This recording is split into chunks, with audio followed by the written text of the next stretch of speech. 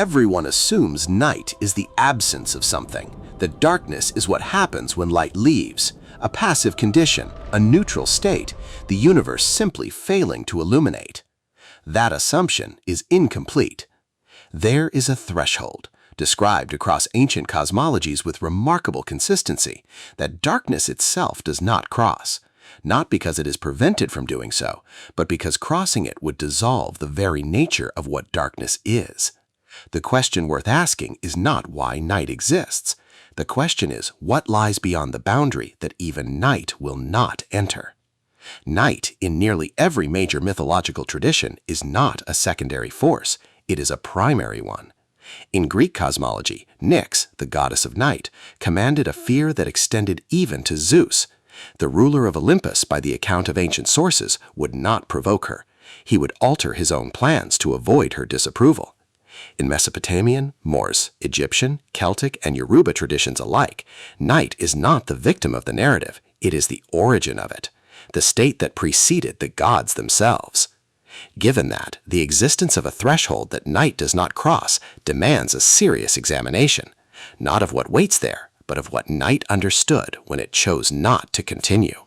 To understand that threshold, it helps to understand what night actually represents in these older frameworks, not as a poetic symbol, but as a cosmological structure.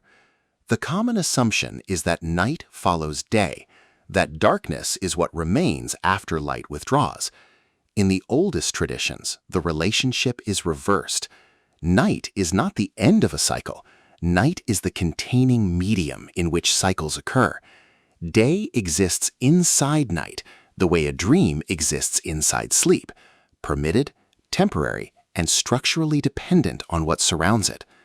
One useful analogy: consider a vast ocean. What a given culture calls day, light, warmth, conscious activity, is a bubble rising through that ocean.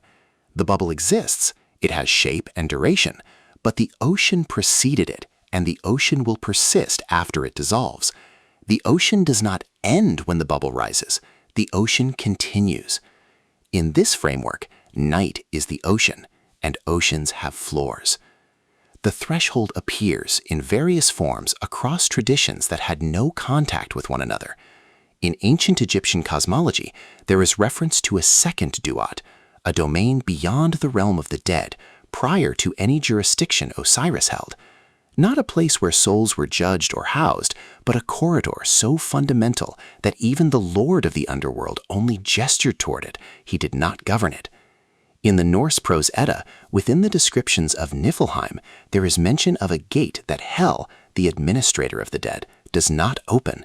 She receives, she governs, she maintains order over those who arrive, but the gate itself belongs to no one.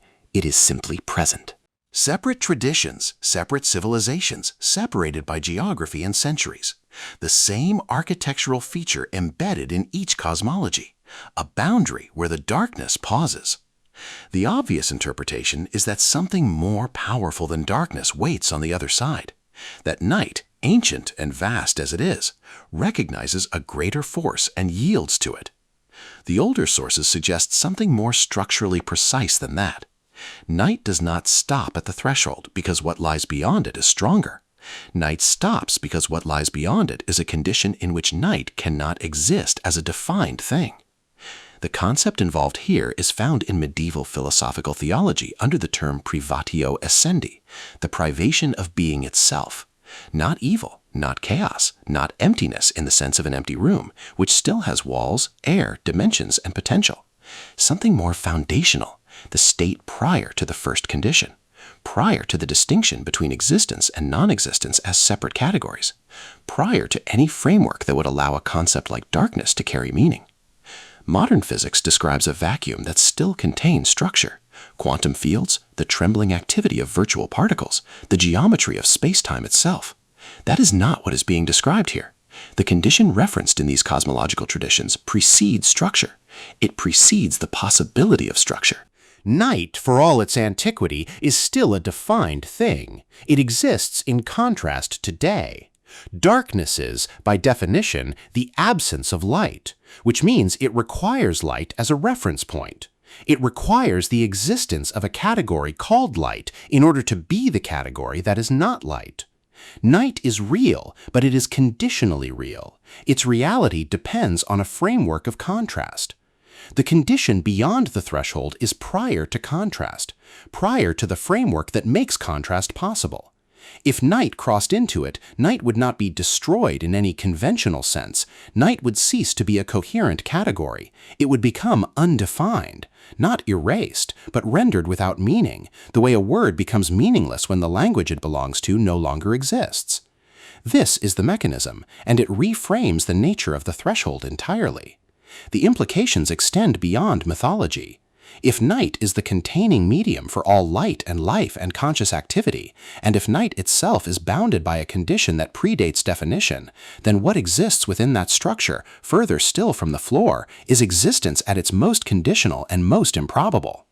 Consciousness in this framework is not close to the ground. It is the furthest possible point from it. It is what emerges when existence becomes complex enough to examine itself. It operates at a distance from the nothing that involves multiple layers of conditional reality, each dependent on the one beneath it. The oldest cosmological traditions were not naive in their construction.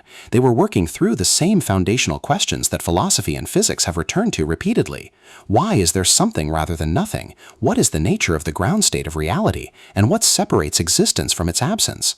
They encoded their conclusions in narrative form, in the architecture of myth, in recurring structures that appear across cultures with no shared origin. What those structures consistently suggest is that existence is not the default condition. It is not the state that persists unless actively interrupted. The prior state, the ground, is the condition the oldest traditions were pointing toward when they placed an uncrossable threshold at the edge of night. Night, in this reading, is not simply the darkness between days. It is the last defined thing standing between the structured reality in which life occurs and the state that precedes all structure. It maintains that position not through intention, but through nature. Its existence at the boundary is what gives the boundary its form. Night defines itself by what it does not enter. There is a dimension of this that tends to be overlooked. Night does not simply circle the threshold as a passive observer. In several traditions, the darkness functions as a boundary keeper, not in a protective or benevolent sense, but in a structural one. Without the membrane, without the defined edge between being and unbeing, the coherence of existence on the other side of that edge becomes questionable. What this means is that the threshold is not a wall built to hold night out. The threshold and night define each other. Night is night because there is something it is not. The door is the door because there is something that stops at it. Each gives the other its meaning. That relationship, two things that can only exist in reference to each other, is one of the oldest problems in philosophy. Identity requires contrast, definition requires a boundary, and the most fundamental boundary in these cosmological systems is the one between something and nothing, maintained perpetually by the presence of night at its edge.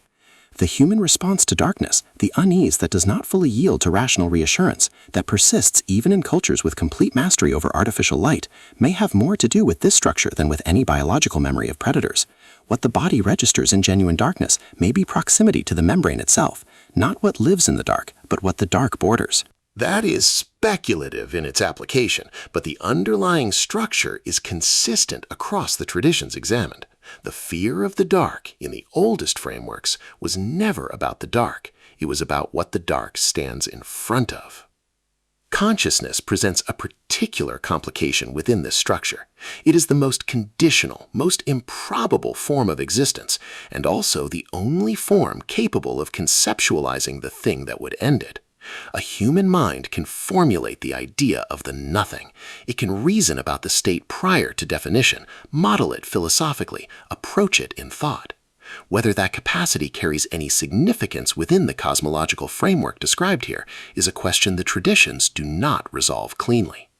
What they do suggest, consistently, is that the threshold remains, that night continues to hold its position at the edge of the undefined, and that the entire architecture of existence, from the formation of matter to the emergence of awareness, occurs within the space that position makes possible.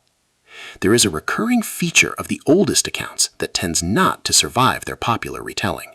Night is not described as reluctant at the threshold. It is not described as afraid. It is described as present, consistent, returning always to the same boundary. Not crossing it is not a failure. For night, not crossing it is the function. The nothing on the other side does not wait with any quality that language can accurately assign to it. Waiting implies time. Time is a property of the side where things exist. On the other side of the threshold, by the definition these traditions are working with, no such property applies. What the oldest cosmologies were encoding, in the end, was a picture of reality in which existence is the improbable exception, and the ground state is a condition so prior to everything that even its opposite, darkness, the oldest force, cannot enter it without ceasing to be anything at all. That picture is not comforting. It was not intended to be. It was intended to be accurate. There is a related question that follows from this framework, one that certain philosophical traditions have pursued at length and that the cosmological structure described here does not resolve. If consciousness is the most distant point from the ground state, and if it is also the only thing capable of conceptualizing that ground state, then its relationship to the threshold is different in kind from night's relationship to it. What that difference implies, and whether it carries consequences, is a question the oldest sources raise without answering. It is also where the examination of this particular structure logically continues.